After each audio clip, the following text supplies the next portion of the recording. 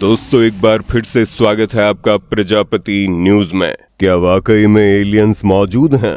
और अगर हैं तो वो कहां हैं? किस तरह नासा एलियंस तक पहुंचने की कोशिशें कर रहा है? क्या एलियंस हमारे द्वारा खींची गई तस्वीरों और प्राकृतिक आवाजों को सुन सकते हैं? क्या एलियंस को मालूम है हम इंसान कौन कौन सी भाषाएं बोलते हैं? आखिर क्या है एलियंस की सच्चाई? किस तरह एलियंस तक हम पहुंचेंगे? और नासा ने एलियंस को इंसानों की कौन कौन सी जानकारी दी है? आज के इस वीडियो में मैं यानी आपका दोस्त विशाल प्रजापति आपको सब कुछ बताऊंगा और ये भी बताऊंगा अगर एलियंस वाकई में मौजूद है तो वो हमारा किस हद तक नुकसान करेंगे। बस मेरे साथ वीडियो के बिल्कुल अंत तक बने रहिएगा। लेकिन हाँ, वीडियो शुरू करने से पहले एक छोटी सी रिक्वेस्ट है। वीडियो के नीचे रेड कलर का सब्सक्राइब बटन दिख रहा होगा, उस पर क्लिक करके सब्सक्राइब कर लें और साइड में बेल आइकॉन भी दिख रहा होगा, उस पर भी क्लिक कर लें ताकि आपको वीडियो मिले सबसे पहले। दोस्तों, हमारे पूरे ब्रह्मांड में क्या कोई एलियन मौजूद है? और अगर है तो उनके साथ संपर्क कैसे किया जाए? इसके लिए नासा ने कई ऐसे प्रोजेक्ट शुरू किए ताकि हम किसी तरह एलियंस को संदेश भेज सकें।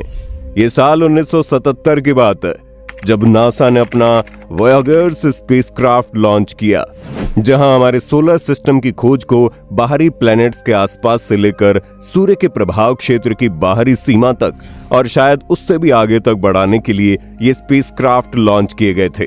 साधारण भाषा में कहा जाए तो ये एक इंटरस्टेलर मिशन था। दोस्तों, हमारे मिल्की वे गैलेक्सी में करोड़ों अरबों सोलर सिस्टम मौजूद है और उनके बीच में जो जगह है उसे इंटरस्टेलर स्पेस कहा जाता है। अब तक नासा ने सिर्फ 5 इंटरस्टेलर स्पेसक्राफ्ट लॉन्च किए हैं, जिनके नाम है पायनियर 10, पायनियर 11, वॉयेजर 1, वॉयेजर 2 और न्यू होराइजन्स। इन 5 में से केवल 2 ही इंटरस्टेलर स्पेस तक पहुंच पाए हैं, क्योंकि सोलर सिस्टम के पार जाने में बहुत ज्यादा लंबा समय लगता है। और जो 2 ऐसे करने में कामयाब हुए हैं वो वॉयेजर 1 और वॉयेजर 2 है। इन्होंने सोलर सिस्टम के ऐसे चक्कर लगाए कि हमें जुपिटर, सैटर्न, यूरेनस और नेपच्यून की ये कमाल की तस्वीरें मिल गई।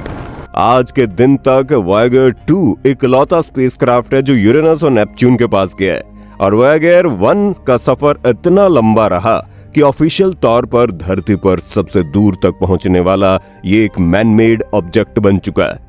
और अक्टूबर 2024 तक इस स्पेसक्राफ्ट ने धरती से 24.7 बिलियन किलोमीटर का सफर तय कर लिया है।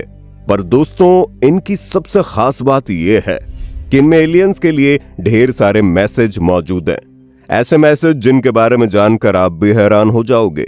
और इन सभी मैसेज को साथ लिए ये अंतरिक्ष में घूम रहे हैं, क्योंकि ये सभी मैसेज साल 1977 में इस उम्मीद से भेजे गए थे कि कभी हमारी मुलाकात एलियन से हो जाए और इन संदेशों के जरिए हम उनको अपने बारे में कुछ बता सकें। हालांकि वॉयेजर 1 और वॉयेजर 2 स्पेसक्राफ्ट से पहले भी पायनियर स्पेसक्राफ्ट के जरिए एलियंस तक पायनियर प्लैक के रूप में मैसेज भेजने की कोशिश की गई थी। असल में ये एक गोल्ड एनोडाइज्ड एल्यूमिनियम की प्लेट है जो पायनियर 10 और 11 के स्पेसक्राफ्ट पर लगाकर एलियंस के साथ संपर्क करने की कोशिश की गई थी। इस पर लिखी गई चीज एलियंस को प्लैनेट अर्थ के बारे में बताती है। बस फर्क यह है कि वॉयेजर 1 और वॉयेजर 2 में इस नई टेक्नोलॉजी का इस्तेमाल करके और ज्यादा डिटेलिंग के साथ उन मैसेजेस को भेजा गया था, जहां वॉयेजर्स के साथ भेजे गए मैसेज असल में 12 इंच की गोल्ड प्लेटेड कॉपरेटिव डिस्क और फोनोग्राफ रिकॉर्ड्स हैं। इनमें आवाजें और इमेज दोनों शामिल है। ऐसे 2 रिकॉर्ड हैं जो वॉयेजर 1 और वॉयेजर 2 दोनों में भेजे गए थे। चलिए थोड़ा डिटेल में जानते हैं कि इनमें क्या है ये फोनोग्राफ, जिसे हम ग्रामोफोन भी कहते हैं। इसे आप लोगों ने पुराने जमाने की फिल्मों वगैरह में देखा होगा। ये एक फ्लैट डिस्क होती है जिनमें साउंड को स्टोर किया जाता है। जब वॉयेजर्स को भेजा गया था तब ये बहुत ज्यादा पॉपुलर होते थे। इन्हें डिस्क पर ग्रूव्स स्पाइरल पैटर्न में अरेंज होते हैं, जिसमें साउंड वेव से इनकोडेड होती है। जब कोई सोई इन ग्रूव्स के साथ चलाई जाती है तो वाइब्रेशंस निकलती है जो साउंड बॉक्स तक पहुंचती है। यहाँ पर एक मेम्ब्रेन होता है जिसके वाइब्रेट होने पर इन डिस्क में रिकॉर्ड की गई साउंड वेव्स दोबारा से आप सुन सकते हैं, और इन साउंड वेव्स को हॉर्न के जरिए ज्यादा एम्पलीफायर किया जाता है ताकि ये आवाजें ज्यादा लाउडली और क्लियरली सुनाई जा सकें। हालांकि अब टेक्नोलॉजी की मदद से इन साउंड को इलेक्ट्रिकल सिग्नल्स में कन्वर्ट कर लिया जाता है, फिर साउंड एम्पलीफाई हो जाता है। पर यहाँ पर ऐसा नहीं है।